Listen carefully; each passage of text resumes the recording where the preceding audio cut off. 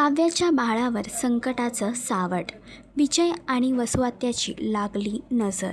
लग्नानंतर होईलच प्रेम या मालिकेच्या आगामी भागामध्ये एकीकडे काव्य आणि नंदिनी या दोघांच्या आयुष्यामध्ये एका नवीन पाहुण्याची एंट्री होणार आहे, तर दुसरीकडे वसुआत्या आणि विजय हे दोघेही जण मिळून काव्याच्या बाळाला कसा त्रास द्यायचा या गोष्टीवर विचारधारा करत आहेत. यातच आता त्यांनी काव्याच्या बाळाला या जगातच आणायचं नाही असा निश्चय केला आहे.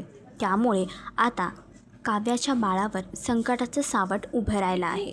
तर नंदिनी मोठ्या बहिणीसारखी आपल्या बहिणीची आणि येणाऱ्या नवीन पाहुण्याची कसे रक्षण करेल आणि विजय आणि वसुआत्या यांना कोण धडा शिकवणार हे जाणून घेण्यासाठी मालिका नक्की पहा. आणि अशीच अपडेट जाणून घेण्यासाठी तुम्ही आमचं चॅनल टेलीचक्कर रिजनल याला लाईक, शेअर आणि सबस्क्राईब नक्कीच करा.